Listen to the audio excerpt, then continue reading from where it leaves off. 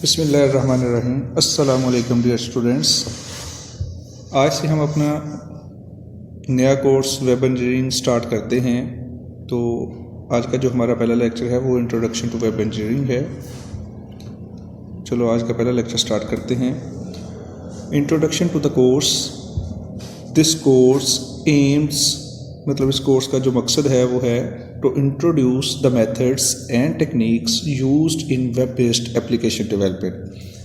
पहले हिस्से में हम देखते हैं methods and techniques use in the web application development, जो वेब एप्लीकेशन डेवलपमेंट में हम इस्तेमाल करेंगे। Secondly, to develop a practical web application, और फिर हम इसके साथ साथ एक वेब एप्लीकेशन भी डेवलप करेंगे। Web engineering methods and techniques जो हैं, इसमें this module includes the following topics, मतलब वेब एप्लीकेशन डेवलपमेंट अप्रोचेस। इसमें सबसे पहले डेवलपमेंट अप्रोचेस को देखा जाता है, जो हमने पहले भी देखी हैं अपने सॉफ्टवेयर इंजीनियरिंग के रिलेटेड। इसको लेके चलें तो जो हमने सॉफ्टवेयर इंजीनियरिंग में देखी हैं उसमें प्रोसेस मॉडल्स हैं। Secondly, web application development activities आ जाती हैं। ये भी आपकी सॉफ्टवेयर इंजीनियरिंग के टॉपिक से रिलेट करती हैं, जिसमें आप देख लें requirement engineerings, web application modellings, web application architectures, technologies and tools, testing web applications, maintenance. ये सारे के सारे वो फेजेस हैं जो हम सॉफ्टवेयर इंजीनियरिंग में भी करते हैं। तो जो वेब एप्लीकेशन डेवलपमेंट है ये basically world wide web www जो है, इसके ऊपर आप देखते हैं कि जो भी वेब पेज है आप उसके शुरू में www ऐड करते हैं। तो what is www? www is World Wide Web, a system of interlinked hypertext documents that are accessed via the internet with the browser। मतलब हाइपरटेक्स्ट डॉक्यूमेंट्स जिनको हम ब्राउज़र और इंटरनेट की मदद से हम एक्सेस करते हैं उसको www या वर्ल्ड पेजेस कहा जाता है। One can view web pages that may contains text, images, videos and other multimedia and navigate between them via hyperlinks. मतलब जो पेजेस हैं उनके ऊपर टेक्स्ट, इमेज, वीडियोस एट्सेट्रा मुख्तलिफ किस्म की चीज़ें हो सकती हैं, और उनके दरमियान में हम नेविगेशन भी कर सकते हैं। मतलब एक पेज से दूसरे पेज के ऊपर भी जा सकते हैं with the help of hyperlinks. तो ये सिंपल सा एक इंट्रोडक्शन है वर्ल्ड वाइड वेब का।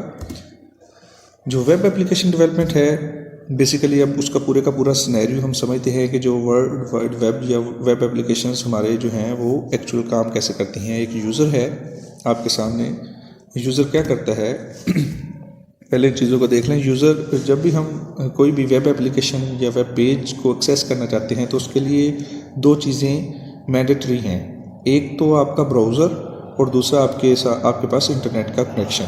तो ये जो है रिसोर्सेज आगे इसमें ब्राउज़र्स आगे हैं, और फिर एक सर्वर जहाँ से वो आपको वेब पेज ला के दिखाएगा।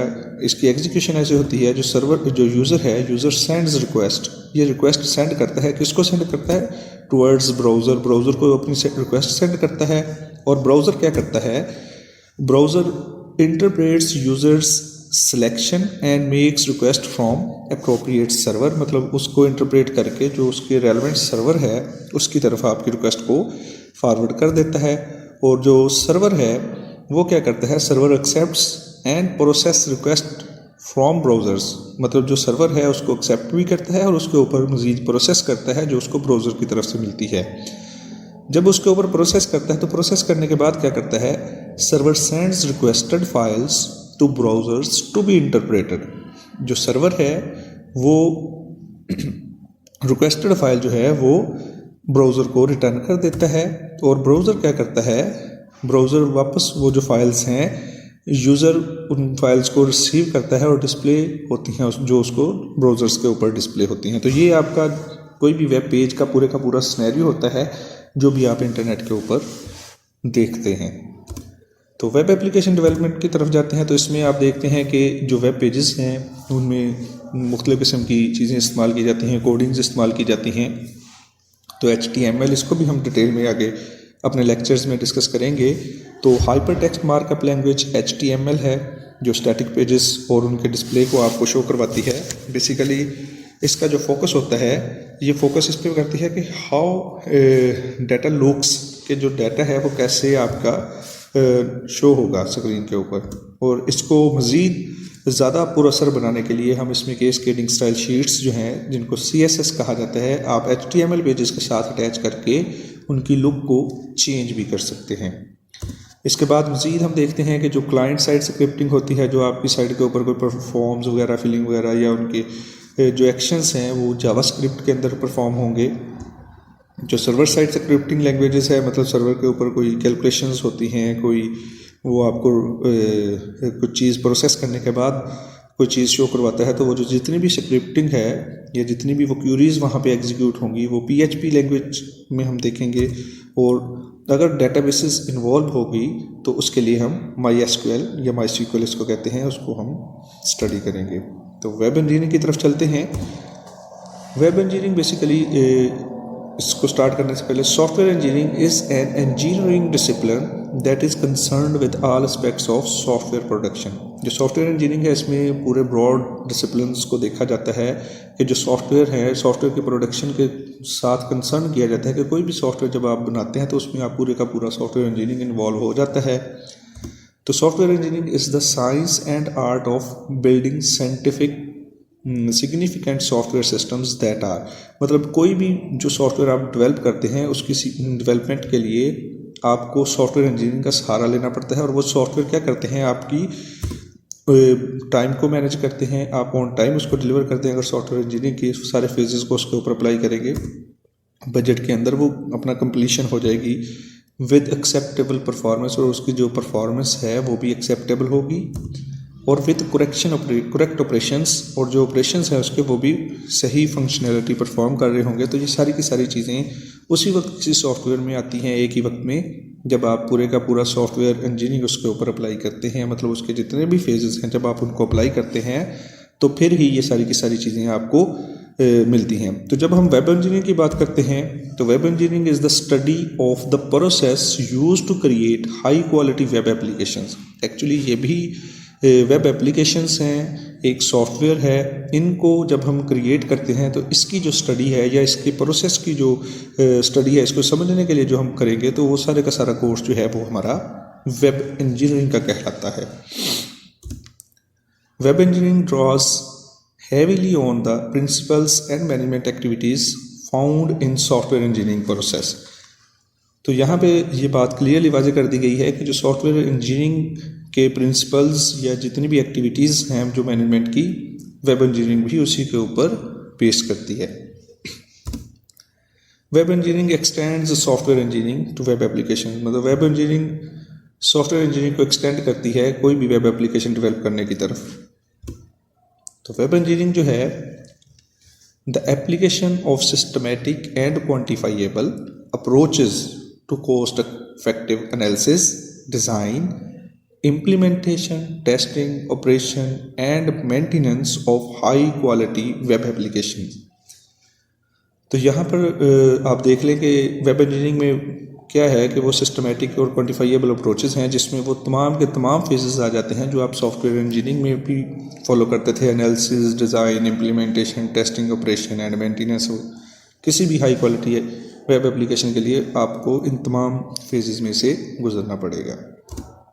तो वेब एप्लीकेशन जो है इसमें www has massive and permanent influence in our lives.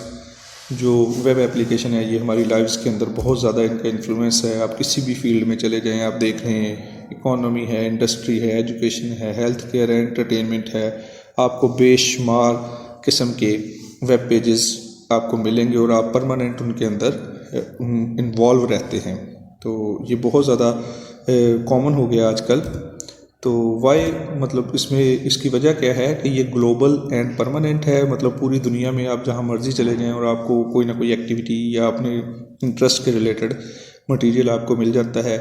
Comfortable and uniform access, मतलब इसको हासिल करना, यहाँ तक एक्सेस जो है वो बहुत ज़्यादा इजी है और उसकी एक्सेस भी बहुत ज़्यादा आसान है। तो आप इसमें इसी वजह से इसकी जो है ये इतनी ज़्यादा पब्लिक हो गई है और लोग इसको ज़्यादा ईजीली इसके ऊपर एक्सेस उनकी मौजूद है। इसी वजह से www जो है वो बहुत ज़्यादा कॉमन हो गया आजकल।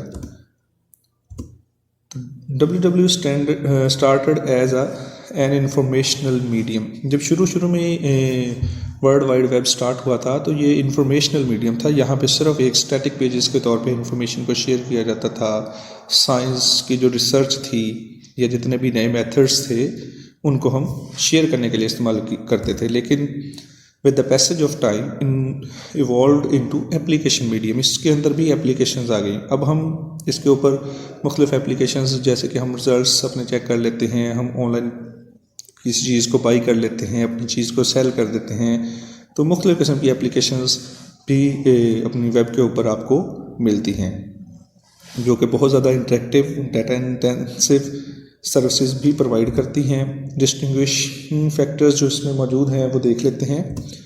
हाउ इट इज़ यूज्ड, इनको यूज़ करना कैसे मतलब मुमकिन है या कैसे किया जाता है, तो वो बहुत ज़्यादा आसान है, आपको पता है।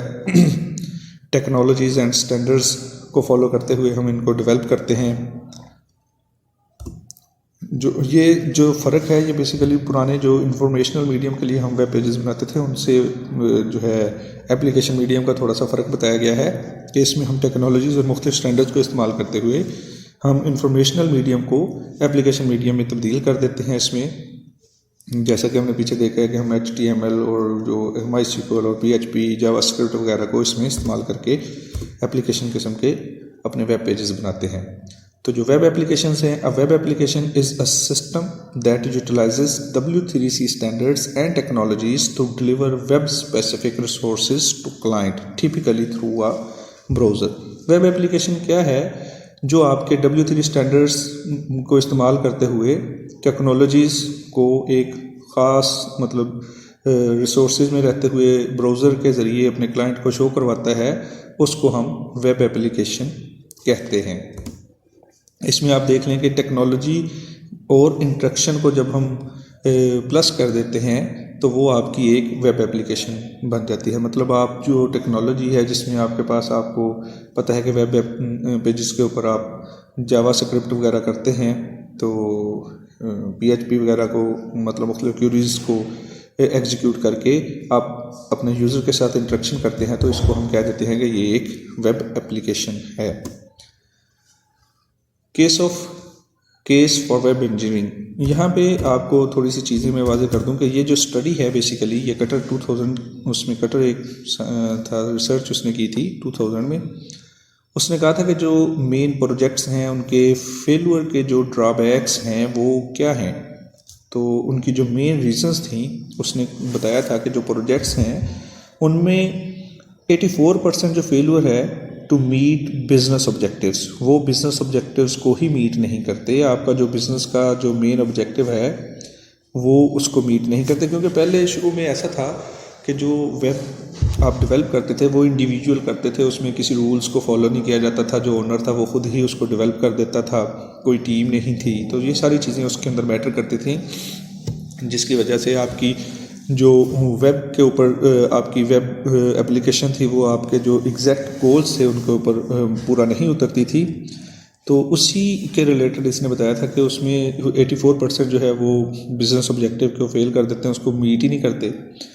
79% जो है प्रोजेक्ट वो डिले हो जाते हैं, टाइम के ऊपर डिलीवर नहीं होते, जिसकी वजह से वो उनकी फेलियर का रीज़न बन जाती है। और 63% जो है वो बजट से ही एक्सीड कर जाते हैं, और 53% जो हैं वो लेक ऑफ फंक्शनैलिटी, मतलब उनमें फंक्शनैलिटी पूरी नहीं होती। तो ये एक इसी वजह से होता है कि उसकी प्लानिंग सही नहीं होती थी। तो वेब इंजीनियरिंग जो है बेसिकली हमें इन तमाम चीज़ों का सलूशन प्रोवाइड करती है। तो वेब इंजीनियरिंग में हम क्या करते हैं, clearly defined goals and objectives, फिर सिस्टमैटिक फेजेस डेवलपमेंट, मतलब इसमें जो फेज़ के साथ साथ डेवलप करेंगे और उसमें एक सिस्टमैटिक वे होगा, फिर केयरफुल प्लानिंग होगी, तमाम रिसोर्सेज को यूटिलाइज करेंगे, iterative and continuous auditing of the entire process, मतलब पूरे का पूरा जो प्रोसेस है उसको चेक एंड बैलेंस के साथ ऑडिट किया जाएगा।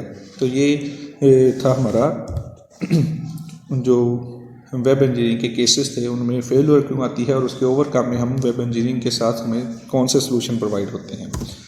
तो कैटेगरीज ऑफ वेब एप्लीकेशंस को जब हम देखते हैं तो कैटेगरीज ऑफ वेब एप्लीकेशन मुख्तलिफ किस्म की हैं। डॉक्यूमेंट सेंट्रिक है, मतलब कोई भी ऐसी सादा सी वेबसाइट है जिसमें एक डॉक्यूमेंट होगा और वो डॉक्यूमेंट्स के ऊपर बेस करती है। फिर उसके बाद कुछ वेबसाइट्स ऐसी आ जाती हैं जिसमें interactive and transactional web applications आ जाती हैं, मतलब हम कोई ट्रांजैक्शन कर सकते हैं।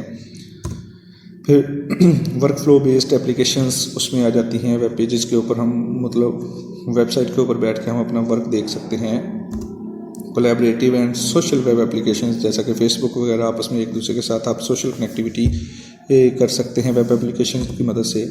फिर पोर्टल ओरिएंटेड वेब एप्लीकेशन, जैसा कि आजकल आपको पता है कि आप ऑनलाइन लर्निंग की तरफ जाएं तो वहाँ पे आपको वो मिलता है, LMS मिलता है, लर्निंग मैनेजमेंट सिस्टम पूरे का पूरा, तो वो एक पोर्टल की शक्ल इख्तियार किए हुए होता है। तो उसके बाद यूबिक्विटस वेब एप्लीकेशन, मुख्तलिफ़ किस्म की जो एप्लीकेशन हैं आपको यहाँ पे प्रोवाइड हो जाती हैं। तो हमारा जो आज का लेक्चर है उसमें आप देख लें कि यही उसने इसमें बताया कि उनमें कम्प्लेक्सिटी का लेवल कितना है और डेवलपमेंट की हिस्ट्री क्या है।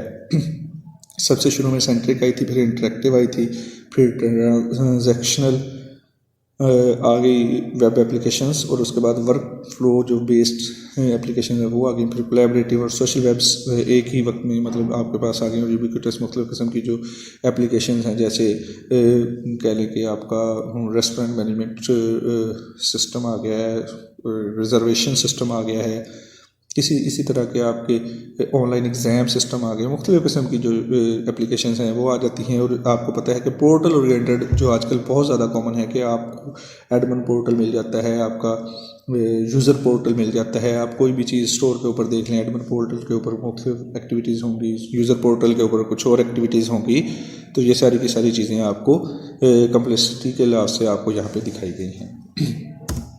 तो यहाँ पे आज का लेक्चर हमारा ख़त्म होता है। इसकी समरी देखते हैं कि हमने वेब इंजीनियरिंग बेसिकली क्या करती है, extend software engineering to web application, software engineering को एक्सटेंड करती है वेब एप्लीकेशन की तरफ। तो why we use web engineering, because हमने देखा था कि पीछे जितना भी हमारा वो ड्रॉबैक्स थे उसमें हमने देखा है कि कोई बिज़नेस मतलब जो कटर की रिसर्च थी उसमें हमने देखा है कि मुख्तलिफ़ किस्म के फेलियर्स आते थे। कई एप्लीकेशंस जो है वो बिज़नेस ऑब्जेक्टिव्स को ही मीट नहीं कर पाती थी, कुछ प्रोजेक्ट के शेड्यूल्स को डिले की वजह से मतलब फुलफिल नहीं होती थी, बजट ओवर कम हो जाता था, फंक्शनैलिटी को प्रॉपर फॉलो नहीं किया जाता था। तो ये सारी चीज़ें ओवरकम करने के लिए हम वेब इंजीनियरिंग को यहाँ पे इस्तेमाल करते हैं। और इसकी मुख्तलिफ़ किस्म की वेब एप्लीकेशन को हमने डिस्कस किया और उनकी कैटेगरीज़ को डिस्कस किया। और ये हमारा आज का टॉपिक था। उम्मीद है कि आपको समझ आ गई होगी।